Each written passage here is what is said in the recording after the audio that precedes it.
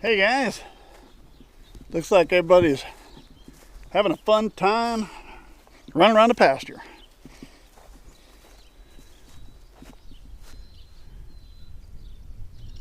Stretch your legs a little bit, them little guys, huh? Hey, all right, new construction, new lambs, new concern. We'll show you all that stuff. Come here, Cyrus. Let's see if Cyrus wants to come out. I built him a pen out here. Coming out? Huh? Made him a small pen just so he can get out for a little bit. Going out? Now? All right, stay there. All right, let's get on to new construction. Cyrus doesn't want to be photogenic. That was, of course, the catch pen. 20 feet of it, undercover, enclosed where we cut everybody. I've now added another 20 feet of cover. So now the entire 40-foot length is undercover. This 10-foot section right here, we'll have a wall on it. Still got the steel laying down here, haven't done that yet. This 10-foot section I will leave open. I had to take down my sliding door to put the top on. I ended up making two swinging doors instead. That way if I just open one up to walk in and out, if I'm going to do something, I can open them both up. I can get the Bobcat through there, get my golf cart, four-wheeler, all that stuff. So that's why this will stay open. Now, in the winter, this may get closed up on a temporary basis. Snowstorm coming.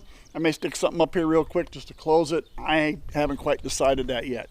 And the main reason I'm thinking of that is we may move the sheep shed out of here. That may be gone. I got 20 foot of length here, so I got plenty of room for them to be undercover. And the sheep shed may go up and turn out to be a goat shed.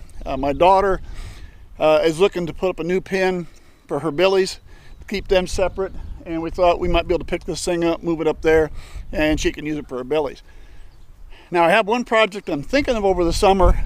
I don't know if I'm going to do it or not, and that is I'm down to this side now. My thought is to wrap this around and go the entire width of the building too, come out about 10 feet there. So I do a wrap around, give me plenty of room under cover. I don't know if I'm going to do that or not. We'll find out. I got this done now.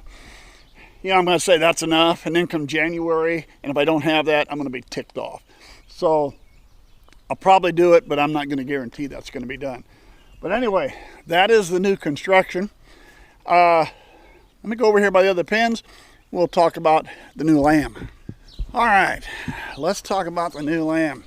I think I mentioned once before that the lambs I have, Max has what they call the smaller ears. They call them elf ears, all right? So I've got some lambs here that are going to have those smaller ears. I've got some that have normal ears, or whatever you're going to say. But the newest one, the key is when you take a ram with elf ears and you breed to a ewe with elf ears, well, you can get full-size ears, or elf ears, or you can get one other thing, and that's this one. They call those gopher ears, which means there's almost nothing there. So that's what we get with that one. You know, when it comes to ears with this stuff, everybody's different. I've got some people I've spoke with, they love those little ears. They love the elf ears. They think they're great, and some people don't like them. I really don't care too much one way or the other. The gopher ears, though, no, that's not for me. I'm not into that one. So we'll see if that one sticks around and ends up getting sold. It gets sold. If that one doesn't get sold, well, maybe a year from now we'll do a clean and cook video or something like that. I don't know. We'll keep that one around. I've never had mouflon yet, so maybe that'll be the opportunity for that. We saw these guys out. Got them out in the bigger pasture. The far pasture on the far side, Max is out there. Got him. He's there with Stephanie right now. The next one over here, you can see it's eating down a little bit. I've had these guys in that pasture off and on. I put them out, I put them back in, off and on. Now I finally put them out in the big one. I'm a little concerned on the big one because my mouflons don't always like to come in. They're a little spooky. Crazy lady especially, and she's got one or two more. Sometimes getting them in is not always the easiest thing, and I want to lock mine in at night now. And here's the reason for that. Let me show you a picture. Here's the place. All right, you can see the pastures I've got, they're in the red. If you look off to the left, you'll see a river over there. That's maybe a quarter mile away, something like that. Now the river isn't so much the concern, and the reason is that river, the elevation's about 150 feet lower. I'm up on a hill, the river's down at the bottom, so 150 foot elevation, we don't have to worry too much. But I got some pictures the other day from a guy that hunts down at the bottom, and the picture I got looks like this. Now, that's a big kitty. I don't care what anybody says, that's not a little one. So I have never really been that concerned like with coyotes around here. I mean, it's all woven wire fence. It's small enough that the baby sheep aren't going to get through. So if the lambs aren't going to get through it, a coyote's not going to fit through it. Could a coyote go over a 4-foot fence? Yeah, but I really kind of doubt they're going to do that. Could they dig under? Yeah, they're probably going to do that. But I haven't been really concerned about the coyotes. Now the kitty's that's another thing. That thing's big enough, he can jump over a 4-foot fence without much problem, get himself a mouthful and come back over the fence without much problem the next time either. So I really don't want to leave them out there in the pasture overnight. I want to get them where I can bring them in each night, so hopefully we'll feed them, put some grain out for them, and when we put out the grain, then hopefully we're going to get them to come in and we're going to get them locked in. We'll see if we can get Crazy Lady and her friends in here too.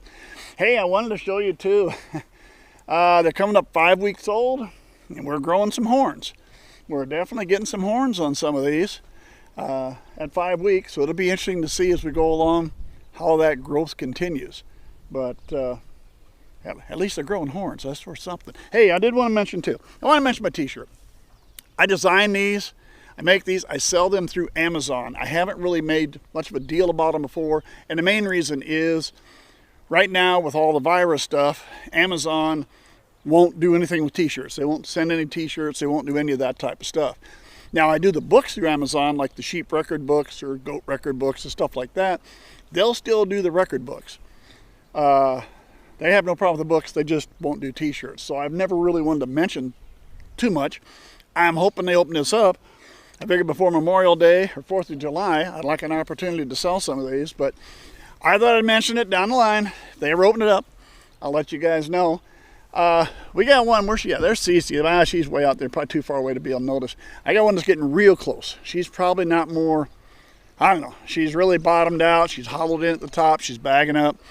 And I'd like to think within the next week or two, we should have some more lambs. We'll see what happens anyway. All right. That takes care of the construction, the new lamb, and the new concern. So thanks for sticking with me. Subscribe to the channel if you would.